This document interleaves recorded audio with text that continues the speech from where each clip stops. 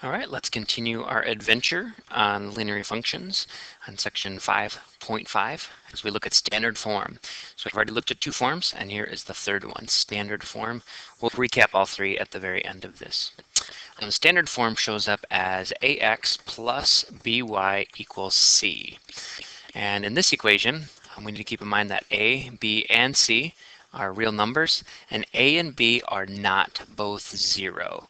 And this is important as we play this out. You will see why they both being 0 doesn't help us.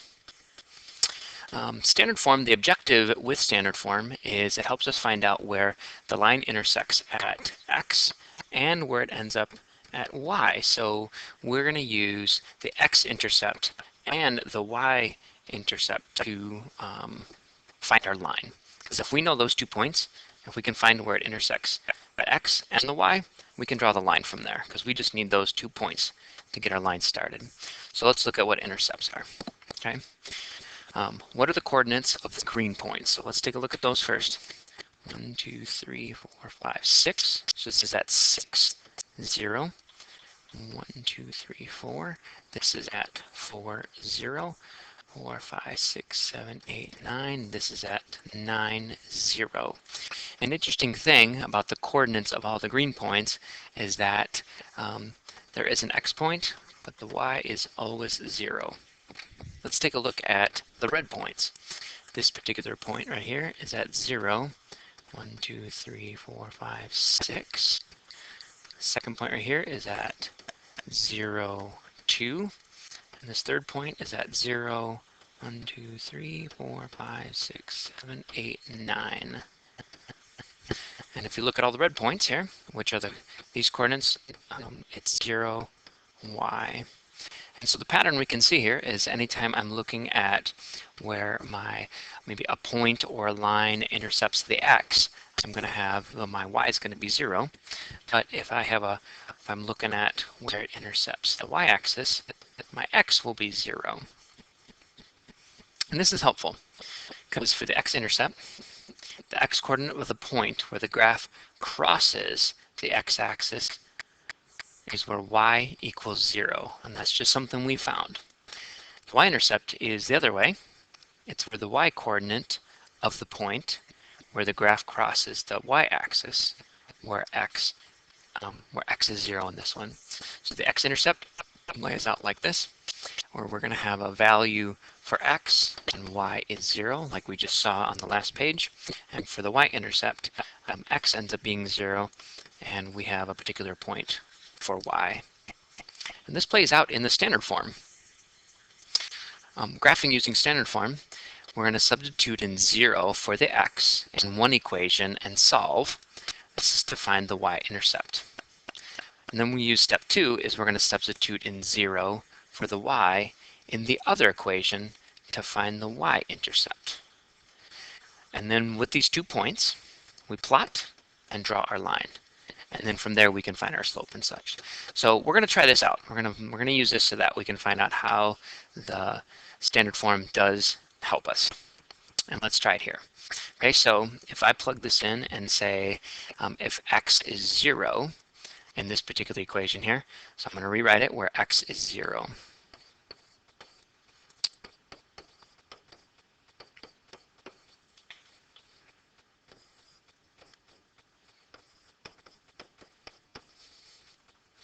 I'm left with 3y equals 12. Divide by 3. Y equals 4. So then when x is 0, y is 4. When x is 0, y is 4. 1, 2, 3, 4. Right there. So I have found my y-intercept. This is my y-intercept. Let's go ahead and find the other one. So this one is if y is 0. I got to rework my equation here. Let me group that, make it a little smaller, make a little room. Okay, let's try this next one. Now I'm going to do it where run my equation. This time with y being 0. Okay.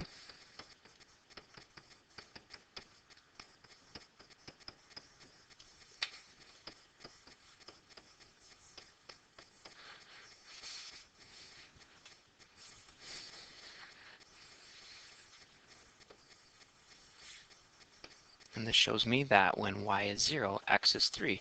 So x will be 3, 1, 2, 3, y is 0. And it is through these 2 points that I can go ahead and find my line. And there is my equation. And I do want to extend those out. I just don't have a ruler with me. So we have found our x-intercept. So standard form, as you can tell here, it's utilizing our x-intercept and our y-intercept to just get 2 points on the graph so that we can see our graph.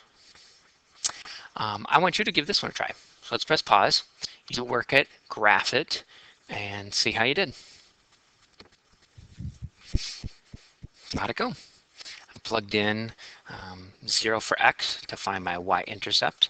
I ran my equation to find out that y is -2 when x is 0. And then I plugged in 0 for my y to find out what my x-intercept is. And I ran it with 0, and I found out that x is at -5. I plot my 2 points, extended my line, and I can find my solution from there. There's another one. Go ahead and press pause, give it a try. Let's see how you did.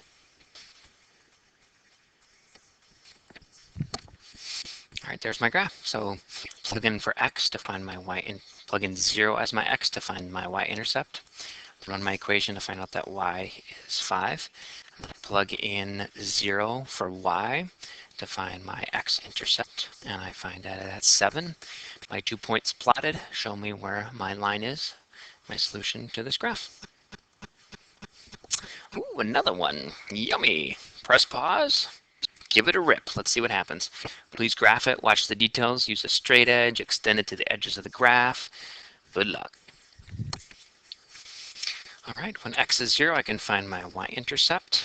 When I plug in as y equals 0, I can find my x-intercept. Plot my 2 points, and there is my solution. For horizontal and vertical lines, a couple things to keep an eye on. If a equals 0 in the standard form, then you can write the equation in the form y equals b. Okay, and we've seen that before. We've seen where y equals 2 or y equals -5. So this is showing us some stuff, okay, where y is completely moving along. So where b is the constant on this one. If b equals 0, you can write the equation in the form of x equals a. We've seen that before, where x can equal -15 or x equals 3. And we can see that plays out. And we're going to see a little bit of that. So let's practice that. Okay, in this particular situation, here's the form we saw here where x equals -3. So x is -3. 1, 2, 3. Whoa. X is -3 and y is 4. X is -3 when y is 2. X is -3 when y is -3. So we can see on this one, move my line over a little bit. There we go. I'm going to try for if y is 2. So when x is 2, y is 2. When x is -1, y is 2. When x is -4, y is 2. I am seeing my line show up right here. All right, I want you to try x equals 7 and y equals -3. Press pause, you graph it, and see how it went. All right. So in these particular graphs here, we can see that when x equals -3, it's going to always be -3, and x is going to always be 7 in this graph, and y is going to always be 2 in this graph, and y is going to be always -3 in this graph. No matter what my x is over here, if I threw this out in a t-chart, I can see that no matter what x is, my y is going to be -3. And that's going to make a nice horizontal line. Write an equation of the line. Okay, so when I look at this particular one, I can see that my x is -2. My x is always -2 no matter what I pick for a y, so I can see that x equals -2. And same with this graph over here. 1, 2, 3, 4, 5, 6, 7, 8. This is 8, so when x is 2, y is 8. When x is negative anything, it's going to be 8. So I can see over here that y is going to always be 8, my equation of my line. To pull this down, I would like you to come up with the equations of these two graphs. So press pause and let's see how you do. All right. My equations for the first one here is y equals -3. For my second, it's y equals 5. Transforming into standard form. So what is y equals -3/7 x plus 5 written in standard form? All right, so I'm going to rewrite this just so I can see it a little better as 3/7 x plus 5. Now to do this, I'm going to actually multiply both sides by 7. Everything by 7.